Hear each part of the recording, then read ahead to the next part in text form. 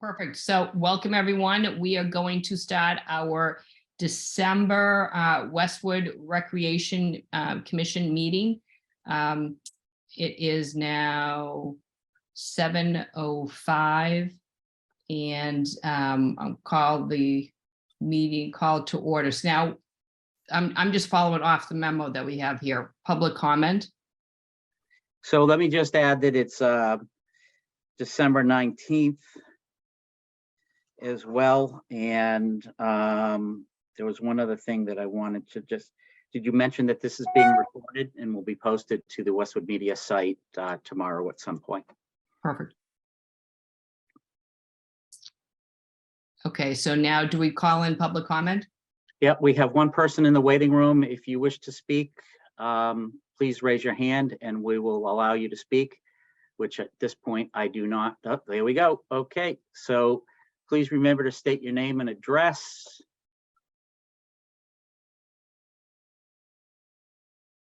You should be able to go.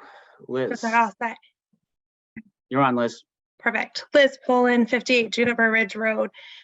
So I just wanted to bring up the inclusive programming. I am part of CPAC as well as the Commission on Disability, and had a couple parents kind of reach out to me and talk to me about this program, how amazing it is.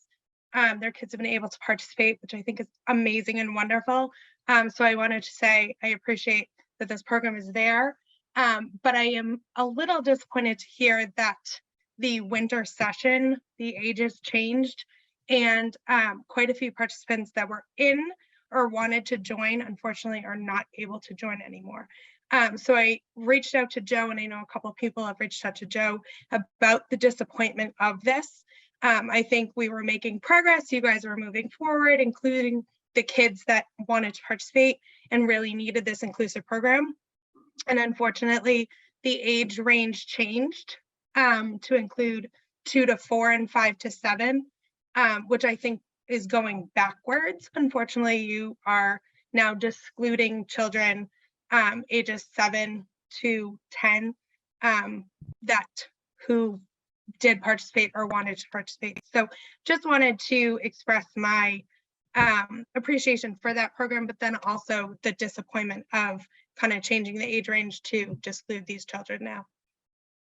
Thank you. Thank you, Liz. Thank you, Liz. Okay, so I'm going to read the mission statement that's on the website for Westwood Recreation. It says Westwood Recreation Commission is an advisory and policy-making board representing the residents of Westwood.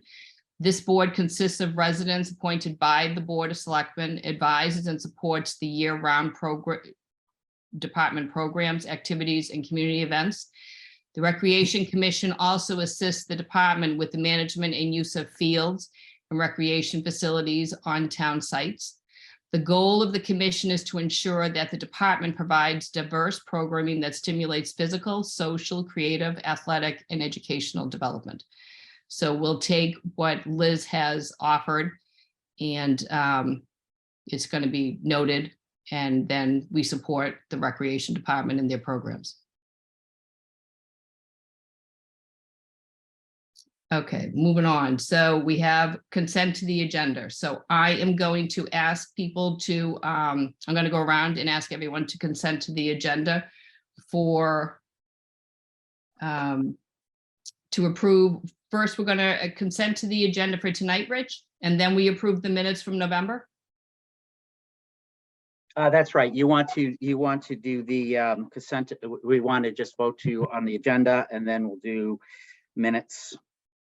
Perfect. Yeah. Okay, so consent to the agenda. Do I have to go around to everyone? I need someone to. I'll Yes, make a motion.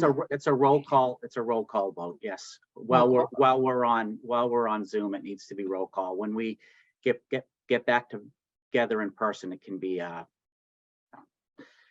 But you want a motion higher. to approve first, right? So Yeah, I'll make a motion to approve the Perfect. consent agenda. And Katie's going to second. All right, so now Faude, I need your consent. Perfect. Teresa, I need your consent. Yes. Katie, I need your consent. You're mute. Okay, perfect. Mitch, Yes. Perfect. Paul Yes. and Ian. Yes, And I consent as well. Okay, perfect. So now I need a motion to approve the minutes from last November. Motion. Paul motions and Teresa seconds.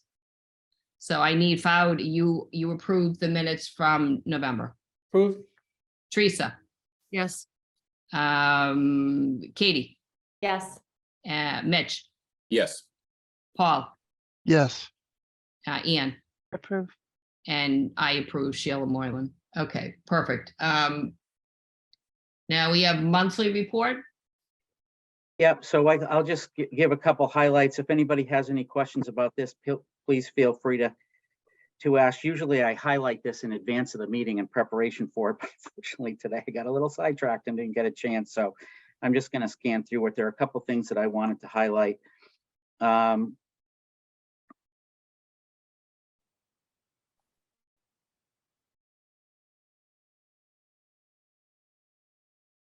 So we started we started a new program in the fall, actually a couple of them. One Liz referred to earlier, the inclusion program, which we've talked about a little bit in the past.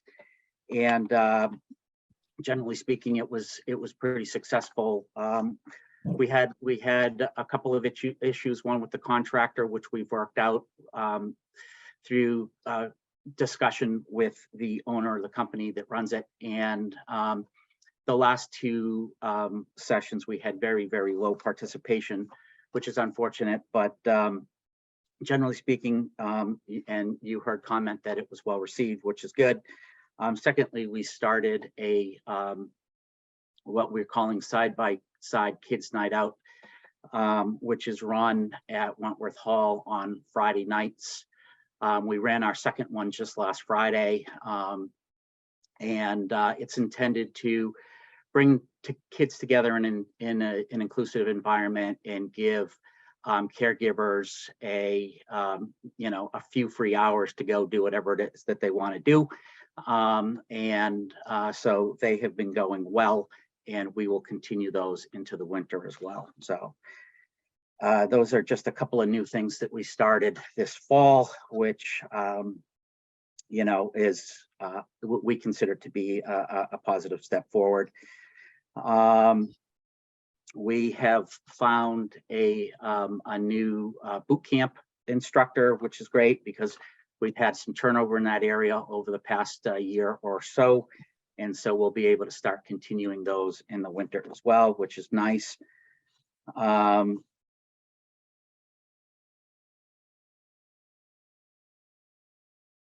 And then the only other thing I'll just mention is that the turf at multipurpose field is currently under construction being replaced. So we'll have a brand new field next spring. Wow. Yeah, that's a project that's being run by DPW, but I figured I'd mention it since it's very relevant to what we do. Just curious, Rich, how long was the field there before it was replaced? How many years of use did we get? I honestly don't know, Mitch, but I think it exceeds 10 years. I guess it's time. Oh yeah, I don't know when the last time you're on that field was, but it was older technology in fields, and it was very worn out. It was installed in 2005. Right. We got 17 years out of that, right? Wow. Yeah. Yeah, that's pretty impressive. That was done by folks here long before most of us on this call. Yeah, Mhm. certainly. When is that supposed to get completed, Rich? Well, it's very weather dependent this time of year. So, but it's supposed to be finished this month. It will certainly, the goal is to have it ready before it will be needed in the spring. Okay. It So could bleed into spring if we get a ton of snow and, bad weather and all this. And believe it or not, temperature has something to do with it as well, from what I understand. We've been involved in this project very at the periphery. I only sat in one meeting, but it's my understanding that, and I asked the question, when's it going to be done? And is there any chance that it could bleed into next spring? And the answer was supposed to be done this month. and weather dependent, it could bleed into the spring. So, So but Rich, they're out there working every day from what I can see, so. I'm sorry I know this is not ours or under our watch, but I recall that the football field was like thinner. Did they do anything? Are they doing anything to make that field wider or anything of the sort? No. I don't think so. I think it's the existing footprint, Paul. Okay, thanks.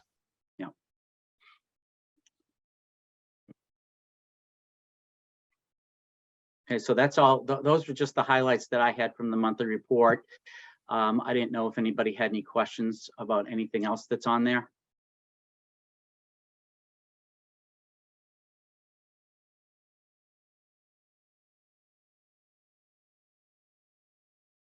Nope. What's the Okay. debriefed Commonwealth field hockey thing that's on there? So that's a program that we started, or it's actually a field hockey league that we joined this fall.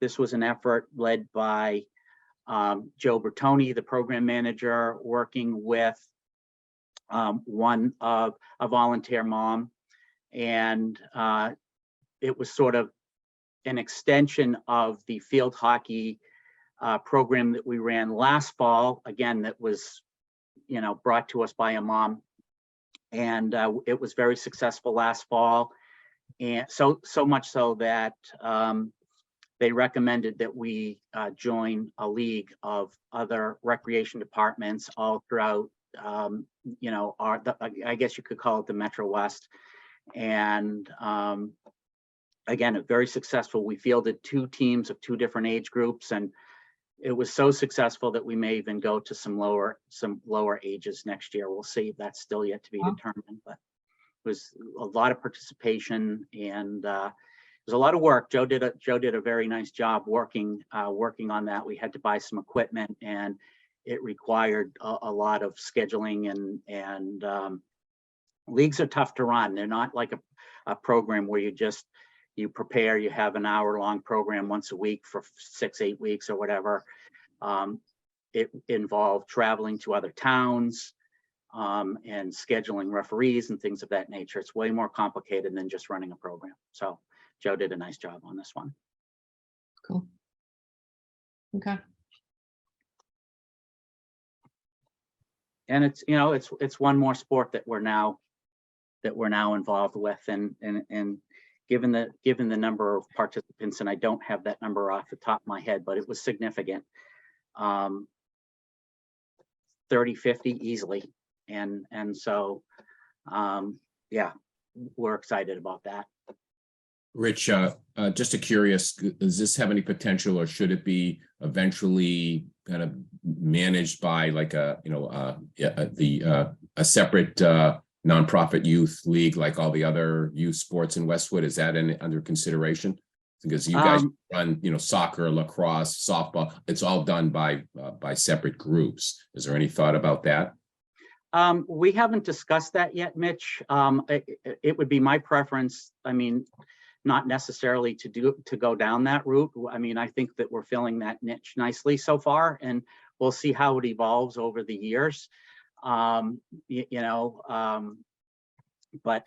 the moms that came to us were college players and wanted their daughters to get involved, and it pretty much, I believe that it started in like 7th or 8th grade here in town or something like that, and they wanted to see some participation in the younger ages. So we took it up, and we'll see what kind of demand there is, and if there's really enough demand for an intra-town league.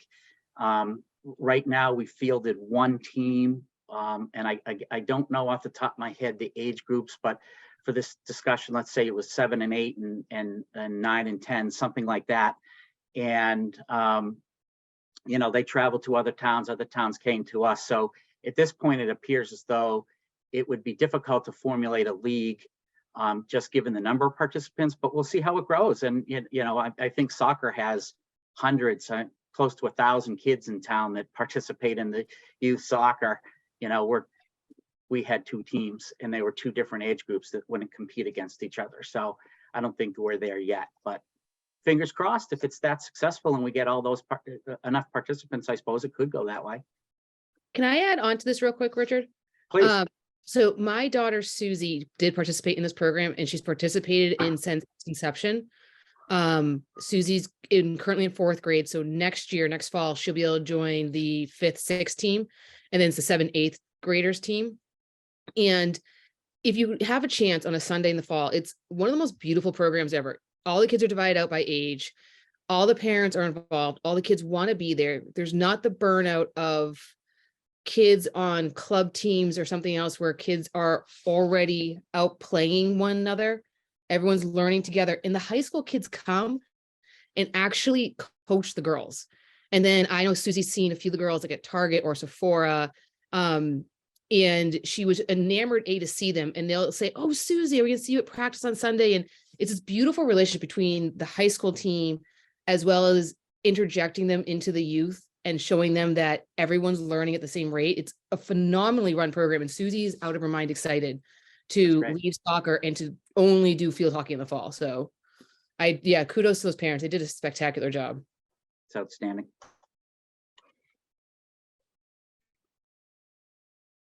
All right. All right, Any other commission members? questions or comments about the monthly report?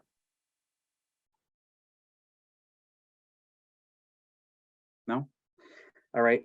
Shall I go to my updates, Sheila? Yep. All right. So I just wanted to circle back with y'all about the discussion we had, I believe it was a couple meetings ago, about registration for residents versus non-residents, and the vote that you had to implement a, for lack of a better term, a Head Start for residents. At the time, I told you it's something that I support, and but given that this was a decision, the opposite decision, if you will, was taken by the previous town administrator, along with my predecessor as rec director. I wanted to talk to Chris and just let him know that this was out here, make sure that he had any input, any concern. And I can tell you that generally speaking, he supports it. And so now it's really a logistical question of when do we start and what conditions do we start under? And what I mean by that is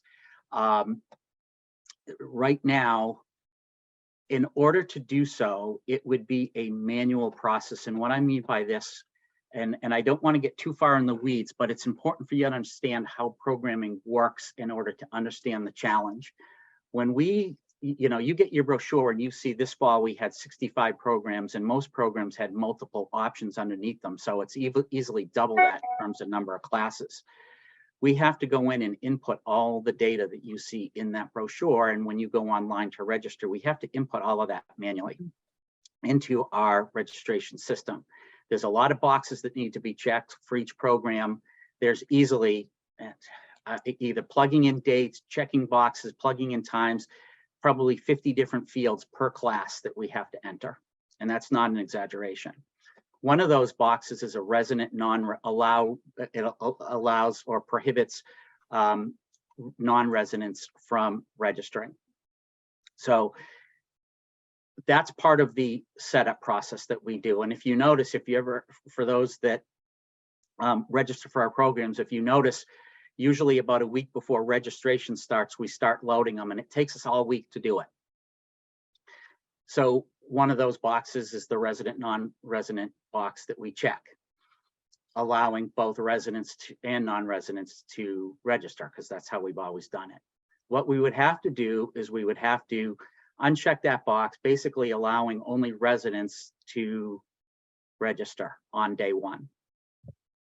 And then 24 hours later, or the next business day, whatever it is, we would now have to go back in a second time and check that box to allow non-residents to register. So it's very manual, and given the number of programs, it's definitely susceptible to missing some. And that's my concern. it's especially my concern in the summertime when that number triples or quadruples in terms of number of programs we have. It's immense. And it would take a good part of a day to go in and switch all of this for summer. And inevitably, given the manual nature of it, the likelihood of error is pretty high. And you wouldn't So- suggest doing 2 programs per each program, one for resident, one for non-resident? That would be worse. Okay. So I reached out to the software company that runs our software registration platform. And you may recall, they've made changes for us in the past, very big ones, in fact, probably at this point now, because it was something that I introduced the idea to them. It was probably 4 years ago. And they willingly made that change, and it's made a big difference in an improvement in the way that our registrations go specifically for summer camp. However, they're in the process of updating their platform to a web-based system. Right now, it's a mainframe desktop system, and they haven't finished that coding. They've rolled it out, but it's only partially, the functionality is only partially available. They're still building out modules. So their priority right now is not to make any additional changes to existing functionality until they get their web-based product, all rolled out. So I don't know when. They will eventually make this change for us, but it's definitely not going to be in the next 6 months at the earliest. And that's a guess.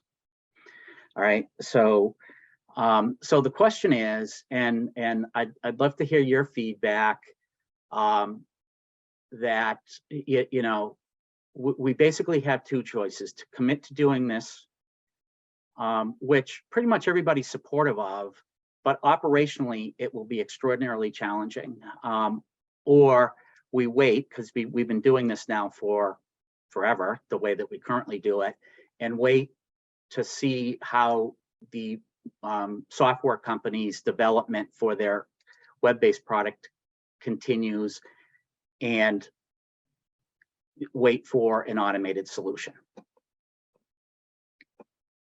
So Rich, I have a couple of questions before we start digging into like how people feel about this. So on the process, when people register, and again, I haven't done this in years, so I apologize. But No, when go people, for it. Yeah.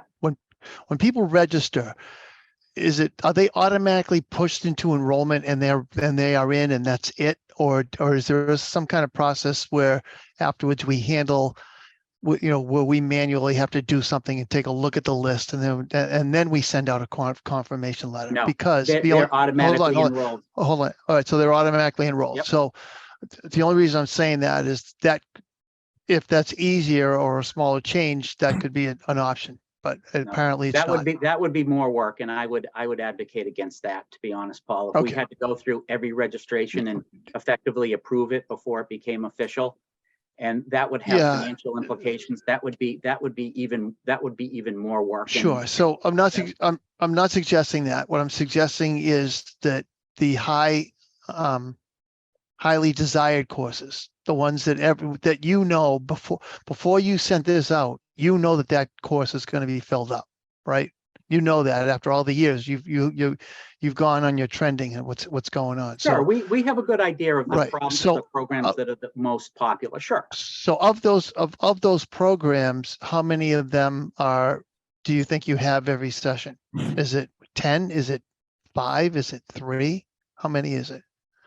Is it different every time? It varies by season, and it sometimes is unpredictable. Like a couple of springs ago, we had 10 slots, 32 slots available for soccer, and we had 200 registrations. So, and that program had never obtained that kind of demand before. So Okay. there are times when we're surprised, but in the summertime, it's way more than during the school year. Of course, I don't have statistics at that level, Paul, to answer the question, but your point is well taken. There are programs that, and we'll know anyway, because these programs don't fill up in 23 hours and 50 minutes. They fill up in 23 seconds.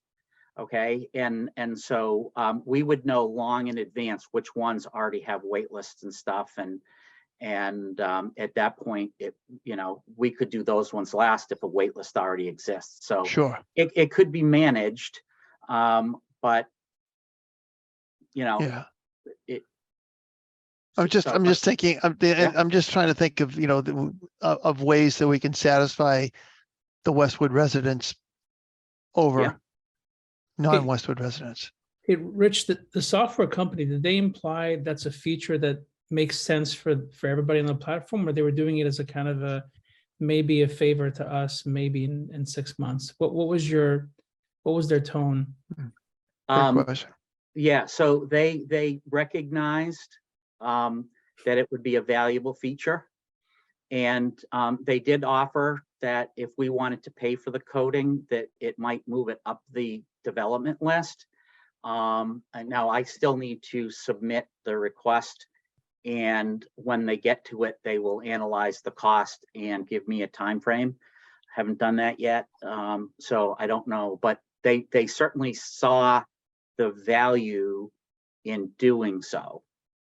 And Rich, our least busy or our least course intensive period, is it winter or is it fall? Is it winter? It's winter. Because what I was going to suggest is clearly don't do it for summer, the upcoming cycle. If by midsummer you get a sense from the software company, this is a high odds or high potential to happen, maybe you defer. But could we pick the slowest or the second slowest, smallest or second smallest registration period, and maybe pilot it in the context of see if the residents even want it bad enough, right? So let's say for the next winter, you do it because it's minimal impact on your team, although it is an impact. And then could we see what the feedback is? If the reaction is wonderful, then you can then say, you know what, this is worth the trouble until we get a software solution. But if the reaction is thanks, it didn't make a huge difference, but it was okay, maybe you then say, hey, maybe it's not worth the follow-on or the cost of coding or the effort. Right. The other thing, Rich, do you know what Norwood and Walpole and Medfield are using for their recreation? Do you know what type of software they're using? So I don't know each town by the specific software, but there are basically two softwares out there. There's the one that we use called Sportsman, and there's another one called MyRec, and MyRec.com. MyRec.com is a little bit newer, very much newer, a little bit more feature rich. It's very expensive, and I talked to the representative of MyRec a couple of years back, and the cost would probably be triple what we currently pay, and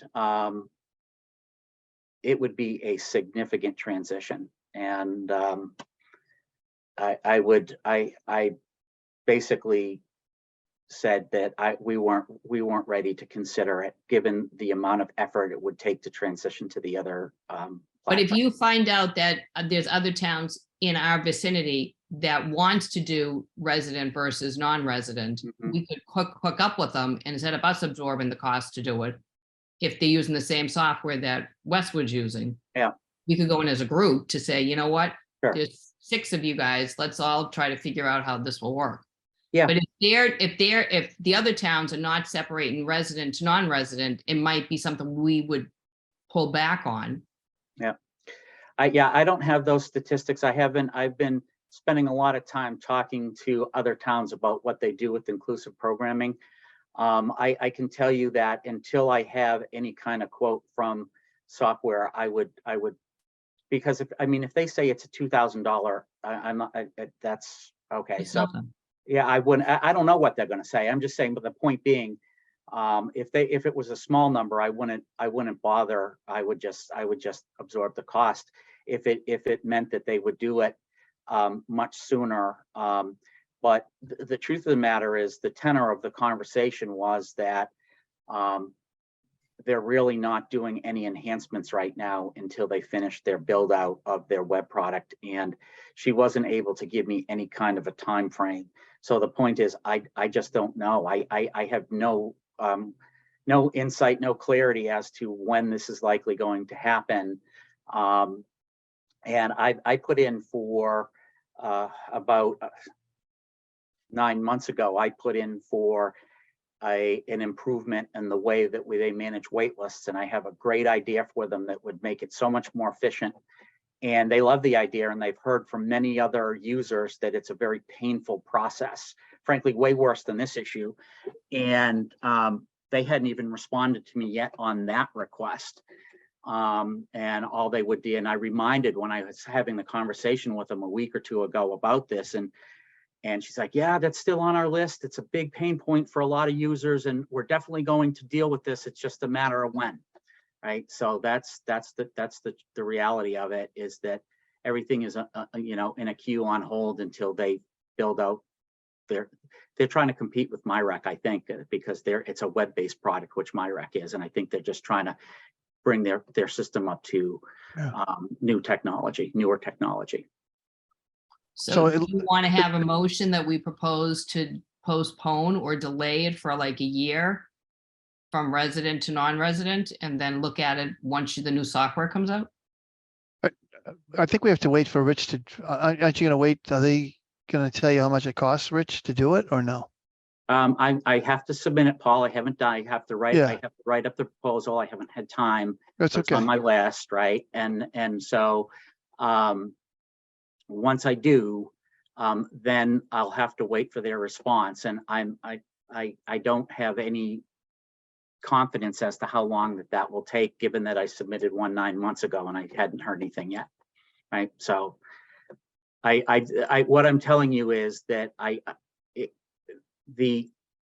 to move forward with this idea, which again is conceptually something I firmly agree with, as does Chris, we're all on board, but the technology is prohibitive and it will be burdensome administratively on the team to have to do it. And for the 3 non-summer seasons, it would be an inconvenience, but we could do it certainly probably in a morning.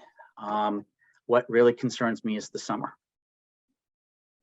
That's what makes me nervous about this proposal, and it's probably the one that it's the one where it has the highest impact, the most demand, is our summer programming. But given the number of permutations of programs that we offer in the summer and the number of options per program, I honestly don't know the number. I haven't counted it, but it's multiple hundreds, maybe even 1,000 that we'd have to go in each one, uncheck the box or check the box, whichever it is.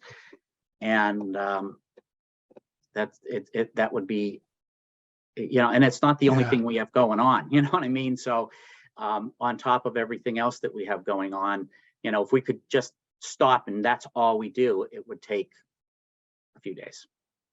So so my 2 cents is, like Fouad said, is if the quiet time is the fall, we should look at this option next fall, right? Next winter, right?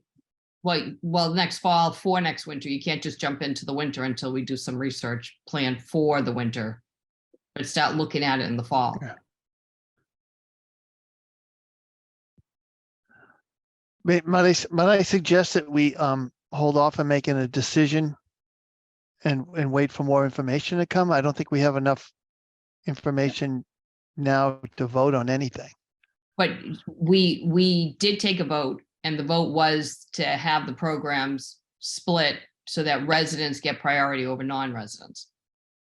Do you want to keep that and we'll just postpone looking into this until September? Or do you want to have a motion that says, because of technology, we can't look at this now, we'll look at it, I don't know, a year from now or whatever? So can I ask the question a different way, Sheila? And the feedback that would be helpful for us as we decide how to manage this would be for the folks you and I know, Katie, we've had some conversations about this issue, not exactly the same exact issue, but similar with the summer registrations and whatnot. So in terms of what you're hearing, the feedback from the public, you know, from the folks that you talk to, how big of a deal is this? Massive. I'll say it, you know- Richard, it's massive. I have gone to the two biggest, not to cut you off, you want to know how big of an issue is? When Yeah. people hear that I'm on this, to have this opportunity to sit on this board. Right. The two biggest things people will mention to me is what programs they hated. They will very upfront tell us what was not a success. And then the combined conversation always turns into the inconvenience of of living in town and not having the opportunity to attend programs, and then the age range or the cutoff ages of some of the options for programming. Mhm. And so I totally respect the office's time, and I think everyone on this committee or this board respects the office's time, and we all appreciate the time you put in every day. There has to be a way that this can become, and maybe we start small, like Fuad said, and we start with one season and we vote and we say, okay, we're going to put this into run for a year from now, and we're going to start with these programs. Maybe we don't even wait a year. Maybe we say in the fall, we're going to try it with swim team registration and one other big heavy hitter, and have a precursor saying only town residents can sign up first. On this date, we will open it up to non-residents. Maybe we just start with certain programs instead of starting with an entire calendar. Because I think it's Kind very of nervous if you do certain programs, you either make it all open to all programs or no programs, because I don't think you can pick and choose a program that's just resident based only, because that's kind of not fair. To non-residents though, not, or are you saying it's not fair to residents because it might not be the program they want? Right, yeah.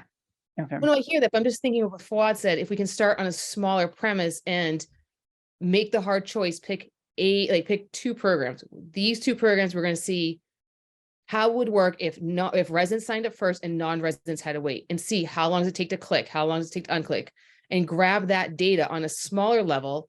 And then we can make a motion moving forward and speak to the team. How long did it take? What was the frustrations? What worked? What didn't work? I think to take on encompass the entire calendar or sign up opportunities for one season is it's a monstrous undertaking. It is, I agree. And I think to cherry pick 2 or 3 programs in a variety of age groups, one's for adults, one's for middle school, one's for the younger kids, and saying, let's just see what would happen if only in this category residents could sign up first. What would that look like? Because I don't think we understand on 2 levels. I don't think the office understands what they're necessarily butting into and how many clicks and all that. We're guessing. And I do think Rich is right. It probably would take many man hours, but I also don't think we have a clear understanding of seeing what the residents and how many non-residents are trying to hit into some programs. Like, is there a family from a surrounding community that's diving in on day one that's preventing a large amount of Westwood people come in? Or maybe there's not a lot of Westwood people who are signing up for this particular program. I mean, I think that's data we can grab. I think if technology doesn't allow for it, I don't think we should address it. Because all the other towns are doing the exact same thing as us. So if it was a big deal, they would all be addressing resident versus non-resident. See, that's where I disagree with you, because like we have a winter swim team. Yeah. Only I think 1 or 2 towns that are really close to us also offer that, but majority of people are coming to this town for swim team. So are you saying that we're eliminating Westwood people from being in No. swim team because other people? No. Okay. No Westwood resident that wanted to participate in swim team was eliminated. No, but Sheila's just saying that in terms of like other towns offering programs, that how we comparing, I'm saying, but we are offering some programs that not every town is. Like Medfield doesn't have a swim team in the winter. We do. So we do get Medfield Yeah, but residents. Medfield has a lot of programs that they offer for younger children. Are they restricting it just to Medfield people, or is it Medfield and non-Medfield people? Because I know a lot of Westwood people that go to the Medfield kids programs. That I did not do the research, but I can look into it. Rich, what percentage of our registration is non-Westwood resident? Is that data? It is, and I've looked at it a couple times over the past few years, Fuad. It was probably upwards of 15% on an annual basis, like 4 years ago. I checked it this year, over the past 12 months. I can't remember when, And it was less than 15, but it was more than 10. Yeah. In that range. I think And if keep the in mind, too- software doesn't allow for it, I think you're making a huge amount of work for the people in recreation to do this for less than 20% of the population in programs. That's, I mean, that's how I'm, does anyone else feel any different other than Teresa? So I'm kind of halfway in the middle of this one. If we only take one or two classes and restrict it, the ones that we know they're going to fill out, then we just, uncheck the box on that one. And that's not, it's not the 1,000 or the 900 or whatever it is. It's one or two, that we can, I mean, am I missing something here, Rich? Is that, could you just do it for one? You're not missing something, Paul, but perhaps oversimplifying it a little bit. It's not one or two. Yeah. I think the concept of, I guess you could say, intelligently selecting which programs to do it for. There are certain programs that we just know are not going to sell out within 24 hours, and there's a small percentage of those that do, and it just, you never know. So we can make our best guess, right? But you never know. And on something, when you have a policy, I personally feel like the policy should be universal. But again, that's my opinion, and I'm asking for your all feedback before we make any final decision as to what to do. It is doable. It's just a huge amount of effort, and it's not even just the effort. It's the fact that you'd have to see it to understand what I'm talking about. But you go into these various screens, and you've got to click a box, and you got to do it. You may have one program that has, in the summer, 7 weeks, and each week has 4 options. Okay, and so now that means there's 28 boxes to check, and then you have different options off of that. It's very complicated for some of these programs, and if we miss it, that means some people won't be able to register at all, and we might get phone calls, but you might not, and then we're preventing people from registering when we want those registrations. You know what I mean? We don't want to, if a lot of programs, we need those registrations to meet minimums, right? Certainly not the ones that sell out in 5 minutes, but those that don't. And if we miss a box, we may be missing some registrations, and I don't want that to happen. Yeah. Right. And that's the quandary that we're faced. It's not that, I mean, obviously we would work very hard to avoid mistakes, but anybody that's ever managed anything before knows that manual processes lead to mistakes. Mm-hmm. Right? It's inevitable. I've been doing it for 30 years, and I can tell you it's manual means mistakes. So that, and that's the problem. And so Teresa, the feedback that you gave to me is very valuable. And because believe me, I'm a huge supporter of this idea. All right. I really do believe that it's something that we should do. I always have. And so I'm just trying to manage, the feedback to the operational realities of doing so. And because right now, one of the things, and let me just add this so that you can understand a little bit about how the technology works, is when we're setting up these programs, we have what's called, they refer to it as a walk-up date. So when we're booking all these programs in, we set the date and the time for the programs to become live. And so this December 9th at 10 a.m. is when all of our winter programs came live. And on that second, every single program came live at the same time, so that everybody has a fair opportunity to go in, and it's all right. And what I'm asking them to do is to create a secondary walk-up time for non-residents, right? So just to have a subset or a sub walk-up date for non-residents. And that way it would just, at 24 hours later, boom, all of them would go live for non-residents, right? And that's how it currently works for registration. And it will, no matter what happens, if we decide to go the manual route and we turn it on soon, it will not be all programs go live at 24 hours after it. The first ones will, and then as we get to them over the next 30, 60 minutes, several hours later, when we finish, that's when the last program will go live for non-residents. It will not be instantaneous for all programs if we do it manually.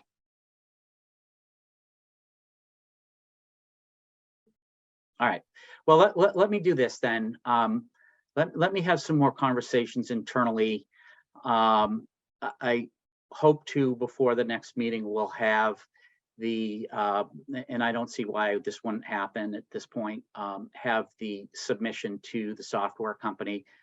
And I'll try to push them to give me, a cost and a time estimate, if we were to pay for it, just so I can say that will be the shortest time. The longest time, who knows what it'll be. But the shortest time, I hope maybe I'll be able to get. And I will run it up the flagpole a little bit more, and we can talk about it more in January, because the next opportunity is end of February. That would be for the spring programming. And so we have a little bit more time to think this through. Certainly at least one more meeting, if not two. Sound fair? Mhm. And in the meantime, if you happen to have any other feedback that you want to, just give me a call in the office, and I'm very interested in this, because I certainly don't want to. I understand that there is demand, from the residents for this idea, and you certainly all support it, and I want to be accommodating to all of that. And it's just a balancing. It's a balance. That's all. Okay. So Awesome. All right. I just real quick. No, it looks like Norwood, Concord, and Franklin use the MyRec software. Yep, a lot do, and a lot more role. Well, I'm just around here. Yeah. Yeah. All right. If the next item on the agenda are some bylaw changes that we need to make, and I just want to point them out to you. At the next meeting, I'll actually have a changed document that we'll ask you to vote on. There are a couple of things in your packet on page 5 under section 3B. It talks about the rec director's presence at the meeting may be counted towards the quorum of the commission. That is contrary to the concept of an ex officio non-voting member. And I either need to be a voting member, an actual member. I am a resident, so I could be, or I'm ex officio and non-voting, non-quorum counting. So, and I worked with town council on this. I don't feel like I should be a voting member of this commission. I don't want to be a voting member of this commission. So we need to change this so that I cannot be part of the quorum. And I'll tell you, over 5 years of being at these meetings, we've never not made a quorum. And now that we have 2 additional associate members, Sheila can promote either one of them if necessary to become a full member for that particular meeting to meet a quorum. Okay. Is that in the, I didn't see that in I the don't see that in bylaws the bylaws. about the promotion? Under section 9, it doesn't say that. Yeah. I don't know where it says it, but I'm pretty sure that it does, and it can be done. Well, That might be another change to make if it's not in I'll here. read through it again. I wasn't anticipating that question, but I'm Yeah. pretty certain that it can happen. All right. Yeah. I think that's and- typical and- with boards. So the second change that needs to be made is in section 9. It's on page 7 of your packet. It says the rec commission may appoint up to 7 non-voting associate members. Again, that is contradictory to the town bylaws. Town bylaws only allow a committee to have 2 associate members. Yeah. So we'll be changing that. So, all right. And I honestly don't, and I just, for the sake of time, I'm not going to read through the whole thing now, but I thought I saw that other thing in there somewhere, but if not, we can Yeah. propose that as a possibility. Just if where that's would, in the- just where would you put it? Yeah, I don't know. I'll work with town council on that. Okay. And associated members, you'd write in that in the Yeah. event we don't have enough. Yeah, that definitely It's should not- be, that should be in writing specifically in the bylaws. Yep. So, all right, next thing, again, just repeating from previous meetings, next week, we've got, or I guess 2 weeks, we've got the fireworks at 7 PM on New Year's Eve. There is a weather rain date, if you want to call it that, which would be the next night, New Year's Day, at 7 PM. And if we don't pull it out, it's canceled if the weather is bad both days. Okay.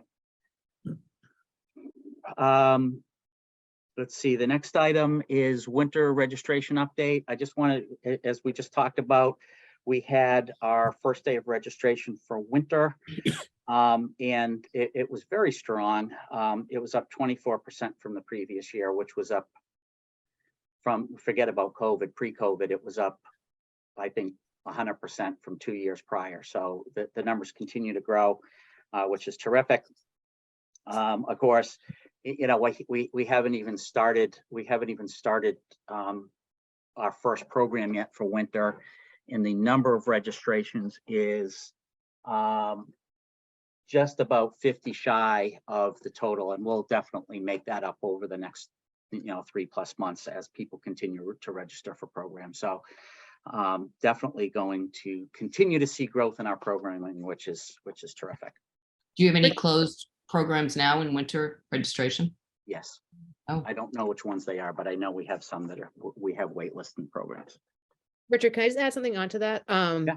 So I know all the preschool programs are on wait lists. I know that there's a bunch of February vacation activities that are on wait lists. But I did have a parent, actually 2 parents approach me that they felt that there was kind of a grade level was forgotten, that the kindergarten kids that don't qualify for preschool because they're too old, but a lot of the programs for the elementary school kids started at 1st grade and not at kindergarten. And I think they said, I'm trying to find the email right now. They said there was like one activity maybe that actually included kindergarten classes or kindergarten students, but majority of them start at 1st grade. And they were just wondering why that was, why doesn't it go K through whatever? And I said, I honestly don't have an answer, and I'm going to bring it up at the meeting.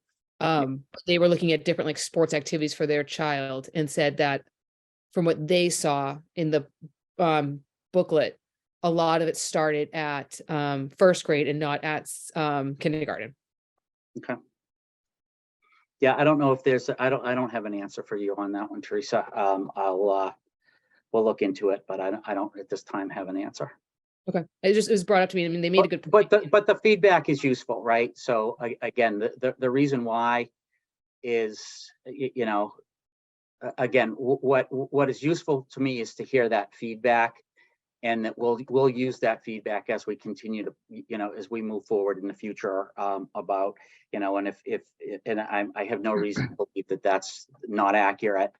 We're not intentionally excluding people or grades, right? So at worst, it was an oversight. That's what I said. And I said, also, I didn't know what programs they were necessarily referring to. That's why I'm bumming myself. I can't find the message. I said, were some of these programs not done by Park and Rec staff? Was it a contracted out program that's what their setup is? That might be one reason. There's a lot of different reasons which go into the age group of our, it has to do with space. It has to do with staff. It has to do with contractor, how they run the programs. And during the non-summer months, the school year, a good majority of our programs are run by contractors. And so we're sort of bound by what they offer their programs to. We made a lot of strides this winter. We've added some staff, which traditionally we've had very, very hard time finding staff to run programs ourselves through a direct service model during the school year. And we were fortunate to have our camp director, CJ Wanek, who is a teacher in the middle school, run a bunch of programs for us this winter. And so we were able to expand what we typically do, but usually it's mostly all driven by contractors during the school year. Thank you. Yeah. Okay. So a couple of things for I just wanted to just touch on this really quickly. For summer, our planning for spring and summer has started. We've had 1 or 2 meetings. Well, we had one. We were supposed to have a second one. It got pushed away because we had some urgent issues that we had to deal with. But we'll be meeting weekly between now and the end of January to complete the planning for summer. We do have some new ideas for some non-sports program offerings for the summer. One of the things that you may or may not be aware of is that last summer we saw extraordinary growth in participation. We had 1,100 additional participants from the year prior. And the year prior was basically at our peak. It was just slightly lower than pre-COVID by just a handful of registrations. So essentially it was, peak. So that represents like a 30%, growth rate, which is huge. We'll see what we have this year, but I see no reason why we wouldn't have similar numbers, at least equivalent to, if not additional growth, because we continue to grow. Fall programming was growing, and winter program appears to be growing. So again, we continue to see that growth. You may recall me talking a lot last year about some additions that we made to our summer camp as sort of a test case. We hired a behavioral specialist. We will continue to do that next year, and I foresee that being permanent at this point for years to come, at least as long as I'm director. Also the behavioral training that we created for the staff, we will bring that back as well. We felt that both of those 2 initiatives paid a lot of dividends in the operation of our camp last summer. And then lastly, today I submitted the part-time pay schedule for our employees, our part-time employees, that will become effective January 1st. But again, it has its most significant impact in our summer help. And traditionally, our new counselors start at minimum wage, and we'll continue that with the first year. But this year, the second year, counselors will be like 50 cents above minimum wage, and then our senior counselors will be over like $1 above minimum wage. And if, depending on how long they've been with us, they could be almost not quite, but almost $2 above minimum wage. And then that goes up through the management team as well. So, it's been challenging to attract staff because a lot of companies have been paying a lot more than minimum wage. And it's all, just 5 years ago, we were paying these kids $10 an hour, and now they're going to be making 15, 16, 18 bucks an hour. So, but we're doing what we can to remain competitive with, so that we can attract the staff that we need to service all of these additional registrations that we've been experiencing. Okay. Any questions about that before I move on? No? All right, so I have 3 updates for you from a facilities perspective. So the pool deck, as we've been talking about for a while now, we are all contracted and ready to go. We have a start date of March 1st. Colors have been chosen, and now we're just waiting for our winter season to end, at which point we'll close the pool on March 1st. Construction will begin. It's scheduled to take 4 weeks, but we have a 6-week window. So if we encounter anything unexpected, we have a couple weeks lead time. The pool will be closed during that time. Sue, do you want to add anything to that? Sue's been the lead on this one. She's been doing a great job. No, I think that's right to the point. Yes, we might do some other slight modifications at the same time, but that job should be done 4 to 6 weeks. Yes. So some of the filtration and internals, if you will, to the pool, we'll use that same downtime to upgrade some of those systems that may be aging and beyond expected life. So get that all done at the same time, simultaneously, to minimize the downtime of the pool. All right, a little bit about out of order here because it's a similar story. Again, something that I've highlighted throughout the year that we've been working with the Disability Commission to add a couple of handicap accessible elements to the School Street playground, as well as refurbish some of the existing elements that are past useful life, most notably that big, what I like to call the spider web, which is, you know, a lot of it, the cording around the internal metal cable is worn out. So all of that will be done. We're contracted. They're scheduled to start weather depending on April 1st. If we have a mild winter, it'll even be sooner. And so that will be done.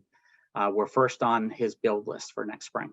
So we're looking forward to that as well. So we're going to have a very busy spring with the capital projects next year. So And I'm sorry, will the School Street playground be closed during the time of the renovations? yes, it will. Okay. Yep. And then pickleball. So the last time we spoke, we talked about, if you will, reinvigorating the concept or the idea of using that old tennis court by Sheehan.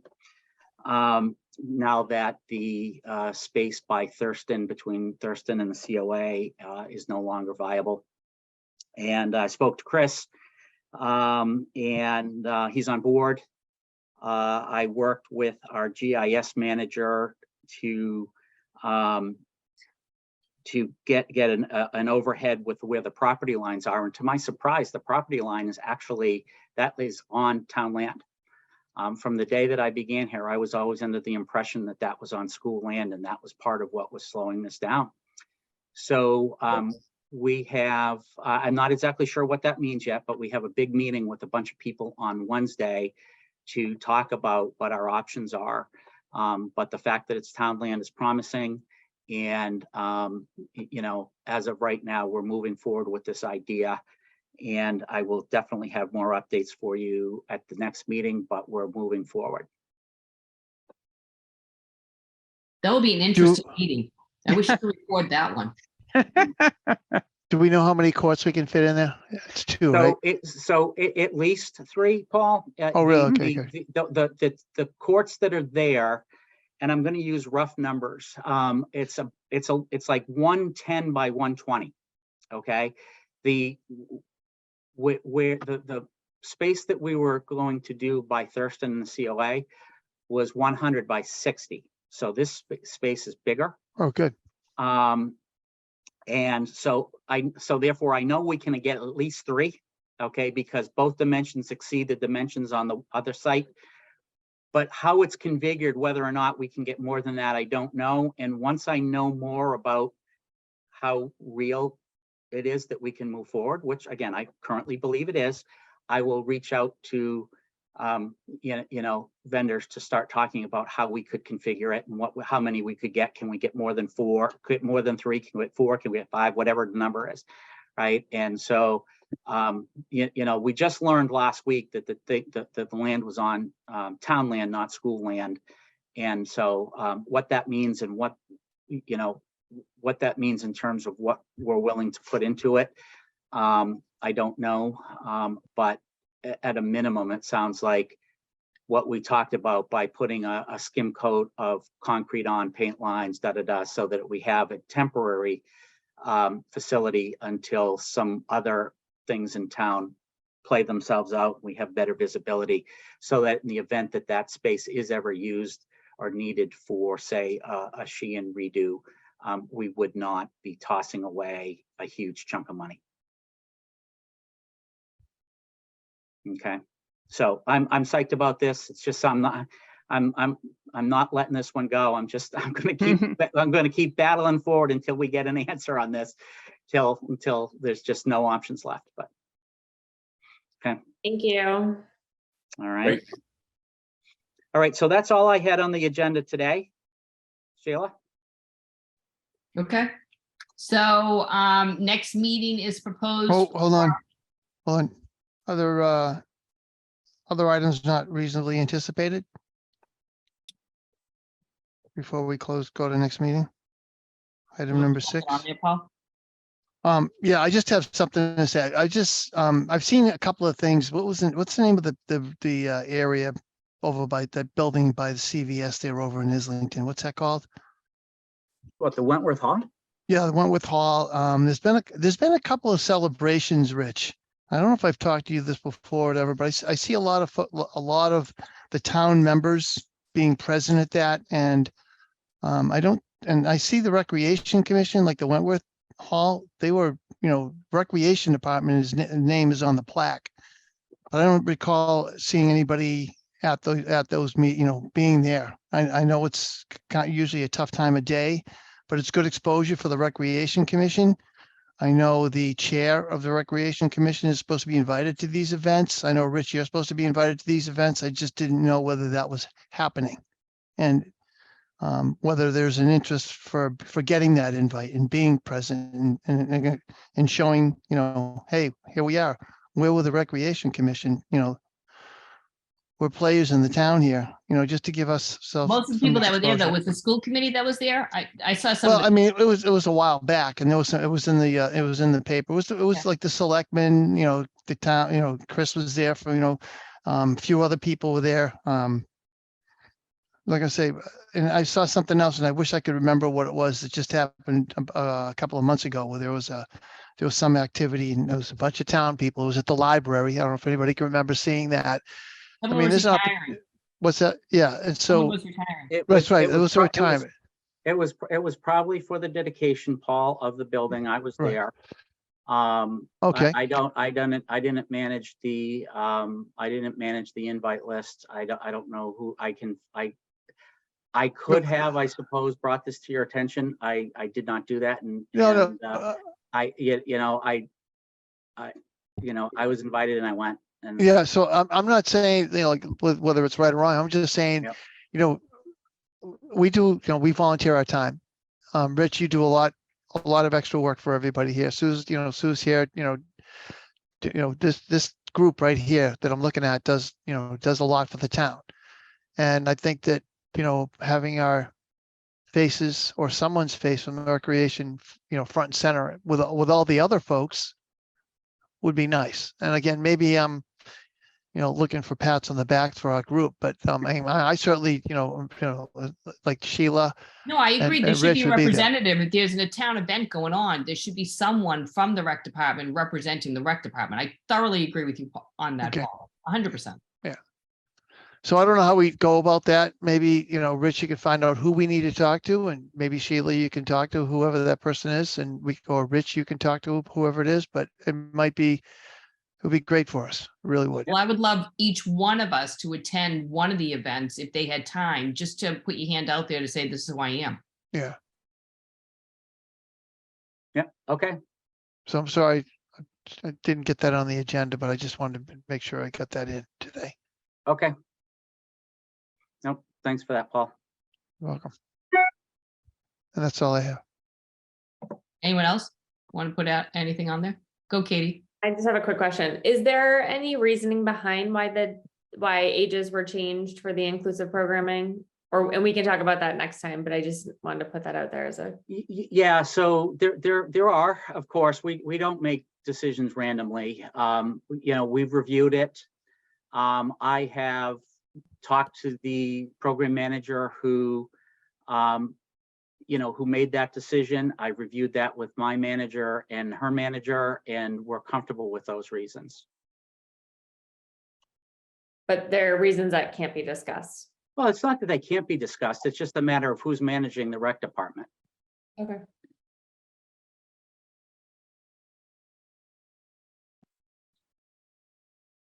Okay, so next meeting we have scheduled for Monday, January 23rd, 2022. Anyone can't make it? January 23rd. Not that I know. Okay, so let's put it on there for the 22nd. So now I need a motion to adjourn. I motion to adjourn. Teresa motions. I'll second. Mitch seconds. All right, so I'm gonna go through the roll call now. Faud. Okay. Adjourn. Yep. Teresa, motion to adjourn. Yes. Paul, motion to adjourn. Yes. Katie, motion to adjourn. Yes. Mitch, motion to adjourn, Yes. and motion to adjourn. Proof. Yes, and I approve motion to adjourn. So we are adjourned today at 8:14. Good timing. Merry Christmas. Happy Thank you. Happy Hanukkah, holidays. New